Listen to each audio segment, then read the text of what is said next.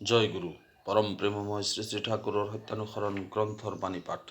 তুমি গুৰুত বা সতত চিত্ত সংলগ্ন কৰি আত্মোন্নয়নত যত্নবান হোৱা। অইনে তোমাৰ বিষয়ে কি কৈছে চাবলৈ গৈ আকৃষ্ট হৈ নপৰিবা, তেনেহ'লে আসক্ত হৈ পৰিবা, আত্মোন্নয়ন নহ'ব। স্বাৰ্থবুদ্ধিয়ে বহু সময়ত আদৰ্শৰ প্ৰতি দোষাৰোপ কৰে, সন্দেহ আনি দিয়ে, অবিশ্বাস আনি দিয়ে। স্বাৰ্থবুদ্ধিবশতঃ আদৰ্শত দোষ নেদেখিবা, সন্দেহ নকৰিবা, অবিশ্বাস নকৰিবা, কৰিলে আত্মোন্নয়ন নহ'ব। মুক্ত স্বাৰ্থ হৈ আদৰ্শত দোষ দেখিলে তাৰ অনুসৰণ নকৰিবা, কৰিলে আত্মোন্নয়ন নহ'ব। আদৰ্শৰ দোষ মূঢ় অহংকাৰ, স্বাৰ্থচিন্তা, অপ্ৰেম, অনুসৰণকাৰীৰ দোষ সন্দেহ, অবিশ্বাস, স্বাৰ্থবুদ্ধি। যিজন প্ৰেমৰ অধিকাৰী নিসন্দেহ চিত্তে তেওঁৰেই অনুসৰণ কৰা, মংগলৰ অধিকাৰী হবাই হবা।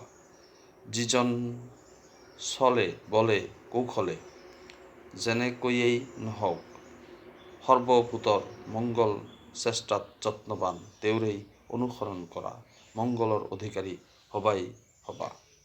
যিজনে কোনো প্ৰকাৰে কাকো দুখ নিদিয়ে অথচ অসতৰো প্ৰশ্ৰয় নিদিয়ে, তেওঁৰেই অনুসৰণ কৰা, মংগলৰ অধিকাৰী হবাই হবা।